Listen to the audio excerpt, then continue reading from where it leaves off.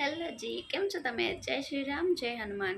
तो कई बार हमारे साथ ऐसा होता है ना कि भक्ति से हमारा मन उठने लगता है। कि भक्ति करने का बहुत कम मन करने लगता है। हम पहले बहुत ज़्यादा भक्ति कर रहे थे और अब कुछ ऐसा हो रहा है कि हम भक्ति से ना थोड़ा-सा दूर होते चले जा रहे हैं और जितनी भक्ति हम पहले करते थे उसके मुकाबले हम अब कम भक्ति करते हैं। तो कई बार ना हमें ऐसा लगता है कि शायद हमसे कोई गलती हो रही है, कोई त्रुटि हो गई है, जिसकी वजह से हमारे साथ ऐसा हो रहा है, तो हम खुद को ही ब्लेम करने लग जाते हैं। तो ऐसा बिल्कुल भी नहीं है। तो क्या होता है ना कि हम जब भक्ति की शुरुआत करते हैं, जब हम कोई चीज़ अ, जैसे हनुमान चालीसा ही हो गया, बजरंग बाण हो गया, सब कुछ हो गया, बाकी और भी चीज़ें हैं बहुत सारी साथ में। तो वो सब चीज़ें जब हम करना शुरू करते हैं, तो जब नया-नया होता है या जब हम इन सारी चीज़ों की शुरुआत करते हैं, तो पता है क्या होता है, हम इसको कंटिन्यू करते हैं, ठीक है?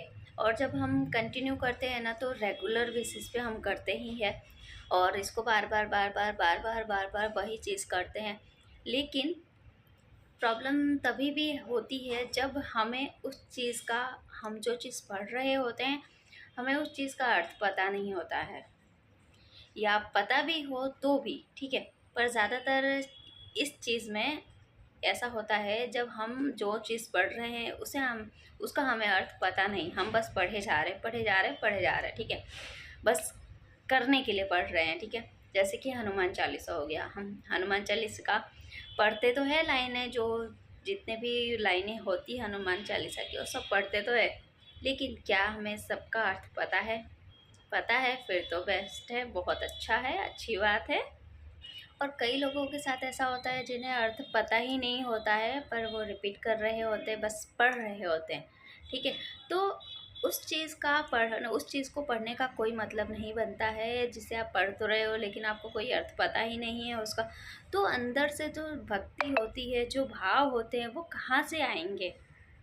और वो एक समय के बाद वो रुक जाएगा, क्योंकि आप बोर हो जाओगे, आपको उसका अर्थ पता ही नहीं है जब। तो आप इसको, जैसे कि आपको कोई गाना दे दिया जाए, ठीक है? आप हिंदी में गाने सुनते हो, आपको मलयालम सॉन्ग दे दिया जाए, आपको उसका अर्थ नहीं पता है, आप बस सुन रहे हो, क्या मज़ा आएगा आपको? कुछ टाइम तक आपको चलो म्यूज़िक वगैरह थोड़ा-सा अच्छा लग भी गया आपको, फिर भी आपको उतना मज़ा नहीं आएगा, ठीक है ना? तो ये सारी चीज़ें ऐसी है जिसका आपको अर्थ पता होना चाहिए। अगर आप उसे, जैसे आप एक लाइन हनुमान चालीसा का पढ़ रहे हो, आपको ध्यान में आना चाहिए कि इस लाइन का अर्थ क्या है? इसका मतलब क्या है? ये जो आप दोहा पढ़ रहे हो, आपको पता होना चाहिए कि आप जो पढ़ रहे हो उसका अर्थ क्या है? तभी उसका पढ़ने का मतलब बनता है और तभी आप अपनी भक्ति में लंबे समय तक रह सकते हो। जब आपको उसका अर्थ पता होगा कि आप कर क्या रहे हो, तभी वो भाव अंदर से आता है। जब आपको पता ही नहीं है, आप बस पढ़ने के लिए पढ़ते हो, तो ऐसा होता है।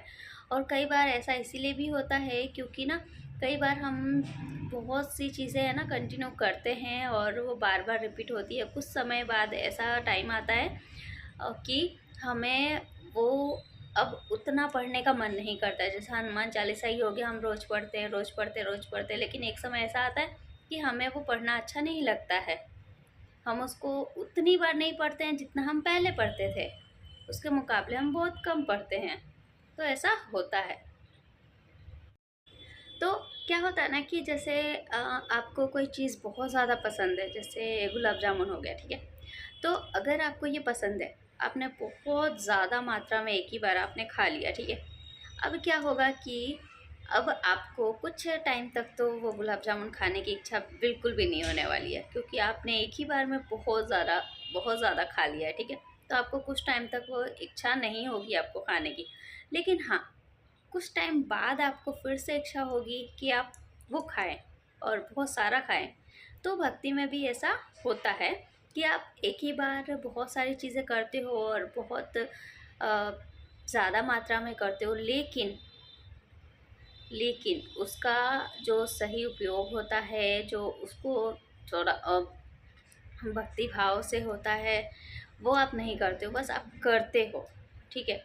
उसका इस्तेमाल नहीं करते हो, बस आप करते हो। तो भी ऐसा होता है जैसे कि एग्ज़ाम्पल के लिए आप गाय को देखा होगा आपने, गाय बहुत सारा चारा एक बार में खा लेती है, लेकिन जब वो बैठ के आराम से वो मुँह चला रही होती है, आपने देखा होगा, वो मुँह चला रही होती है, तो वो पचा रही होती है, वो जो खाना उसने खाया होता है, जो चारा उसने खाया होता है, उसको चबा रही होती है। तो भक्ति में भी ऐसा होता है कि आपने जितनी भक्ति की है ना, आपको कुछ समय के लिए एकांत में बैठना होता है।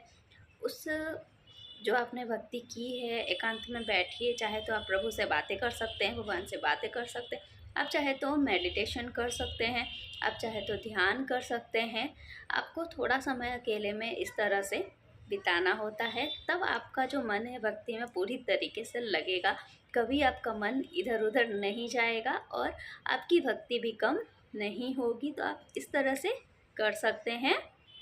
वैसे तो अभी हर चीज़ का अर्थ आपको गूगल पे, इंटरनेट पे अवेलेबल है ही, मिल ही जाता है, लेकिन ध्यान रहे कि एक चीज़ के बहुत सारे अर्थ यहाँ पर मिल जाते हैं, तो आपको सही अर्थ कौन सा है वो पता लगाना होना चाहिए।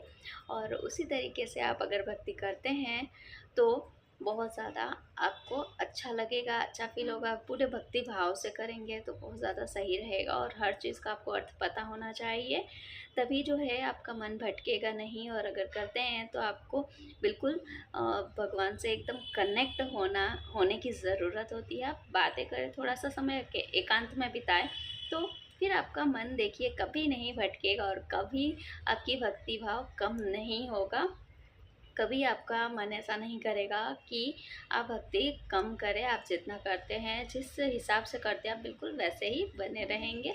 तो ऐसा भी ना सोचे कि अभी तो आप कम कर रहे हैं, बाद में ज़्यादा होगा। होता है ना कि पहले ये पेड़ पे पत्ते रहते हैं बहुत सारे, फिर पतझड़ आता है तो पत्ते झड़ जाते हैं, लेकिन फिर से वो पत्ते वापस भी तो आ जाते हैं ना। तो बस भक्ति का भी अगर कुछ ऐसा आपके साथ सीन चल रहा है तो समझ लीजिए कि अभी पतझड़ है, फिर से पत्ते वापस आ जाएंगे और फिर से वो जो पेड़ है वो हरा भरा हो जाएगा। तो कुछ इस तरह से रखे, इस तरह से समझे और इस तरह से भगवान में अपना विश्वास बनाए रखे और पूरे श्रद्धा भाव से भगवान की भक्ति करते रहे।